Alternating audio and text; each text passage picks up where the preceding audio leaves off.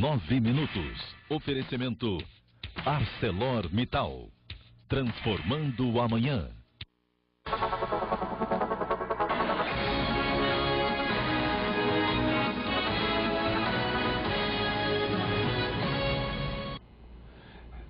Formulado há mais ou menos 21 anos, há 20 anos, e esse ano completa 20 anos, o Código de Defesa do Consumidor entrou em vigor. Algo mudou nas relações de consumo desde então. Ainda que pouco, o consumidor brasileiro começou a ter noção dos seus direitos e, principalmente, em alguns casos, saber a quem recorrer. Mas sempre é pouco falar de defesa do consumidor, dado o nível das nossas relações de consumo no Brasil, que não serão ainda, por força da lei, que se modernizarão no ritmo e no nível que a gente pretende. Nós vamos conversar hoje com uma pessoa que nos últimos anos tem se dedicado a esse veio específico, essa cruzada da defesa do consumidor que o tornou uma personalidade já identificada com o assunto. Eu me refiro ao advogado Marcos Dessone, escritor e especialista em direito do consumidor, com quem nós vamos conversar hoje. Bom, de 20 anos para cá, alguma coisinha melhorou, né, Marcos? Claro, né? Com certeza. A própria formalização... Você surgiu, né? Inclusive, você apareceu. Bondade sua. mas a verdade é que você agora está finalizando um trabalho, né, desvio produtivo do consumidor. É uma tese inovadora, porque eu com esse livro, que ainda está em fase de revisão, para ser, se Deus quiser, lançado esse ano, eu procuro mostrar que existe no Brasil um novo dano, que não é o dano moral, que não é o dano material, os dois danos mais conhecidos, né? E que é fruto de mau atendimento, que é uma constante na sociedade brasileira, né? O mau atendimento pelos maus fornecedores. Então, toda vez que, por exemplo, um administrador ele manda um cartão de crédito que você não solicitou, embora a gente não tenha que fazer nada, mas muitas pessoas, a maioria, por desconhecer o seu direito, acaba telefonando para cancelar, acaba recebendo uma fatura de cobrança de alguma coisa, se não usou o cartão, não tem que equipara-se a amostra grátis. Mas, diante dessas situações, né, recebeu um cartão que não pediu, levou o veículo não sei quantas vezes à concessionária para resolver um problema em garantia, ligou, ficou 50 minutos ao telefone tentando reclamar um problema da sua linha. Isso os tribunais têm entendido que não é dano moral. Dano material você não prova. Que dano material você teria? Que dano financeiro você teria, econômico, né? Então, os tribunais têm dito que trata-se de meros dissabores, meros aborrecimentos da vida cotidiana do consumidor e que não geram o dano moral. Os tribunais não estão errados, porque dano moral seria aquele abalo, né, aquela violação dos direitos da personalidade, né, aquele sofrimento que você passa, aquele abalo, etc. Então, de fato, isso não viola um direito da personalidade, não lhe abala profundamente. Então, os tribunais até estão certos, não há dano moral.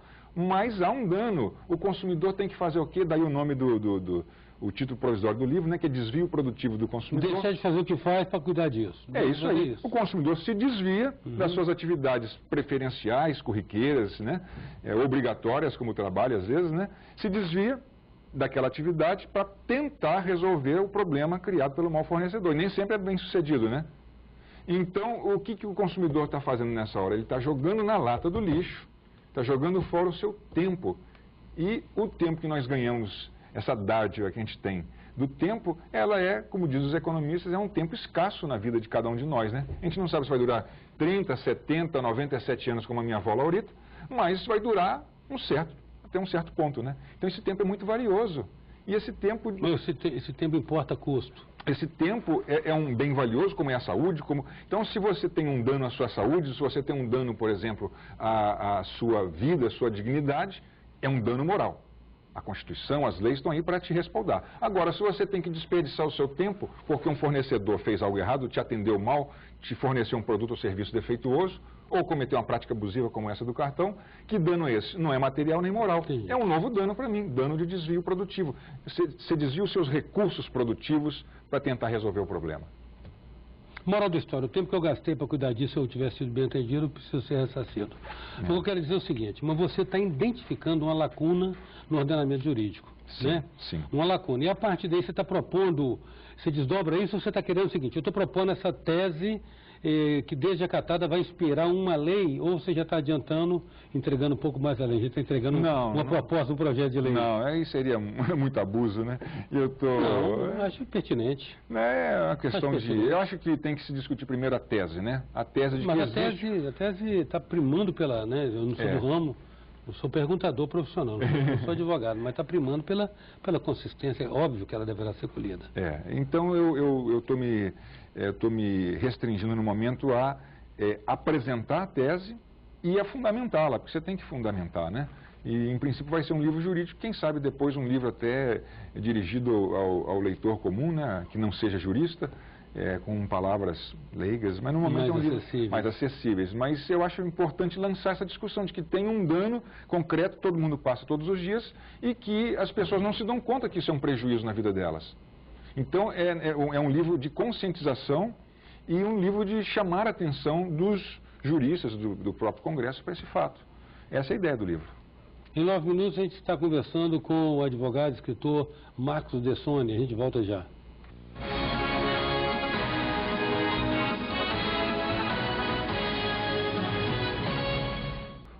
Voltamos com 9 minutos, que traz hoje o escritor e advogado Marcos Dessone.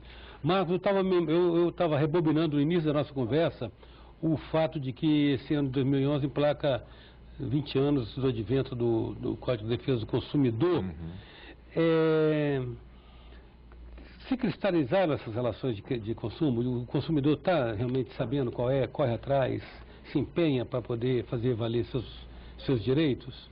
Eu sempre tive a intuição de que a maioria dos consumidores, como se diz popularmente, não corriam atrás dos seus direitos.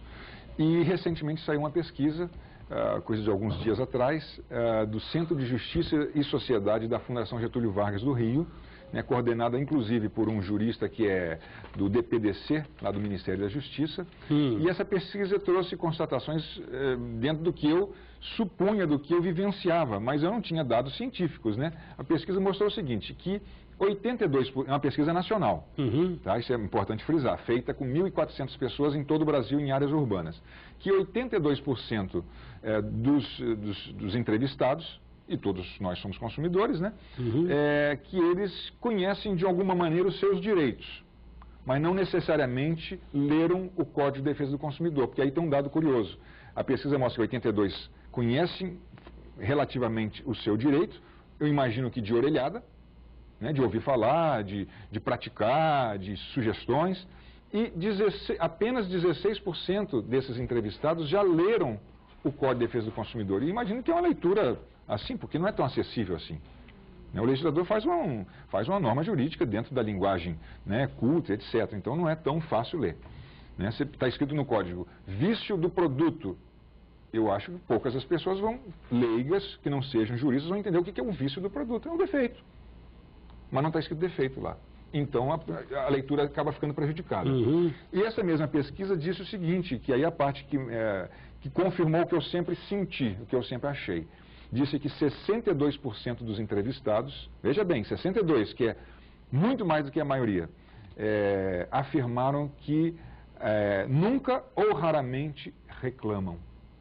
62%, que nunca ou raramente reclamam. E, interessantemente, disseram que entre os motivos que os fazem a não reclamar, e eu sempre trabalhei um pouco nisso até no meu Código de Atendimento ao Consumidor, que é um código também pioneiro, mas nós não vamos falar disso hoje, eles disseram o seguinte, os motivos são que não compensa, né, e que acaba demorando muito. A gente se congratula com o seu esforço, com a sua cruzada aí, e agradeço a disponibilidade da sua presença aqui no 9 Minutos. Eu que agradeço, obrigado a você. Em 9 minutos nós contamos com a presença do advogado e escritor Marcos Dessone. Até já.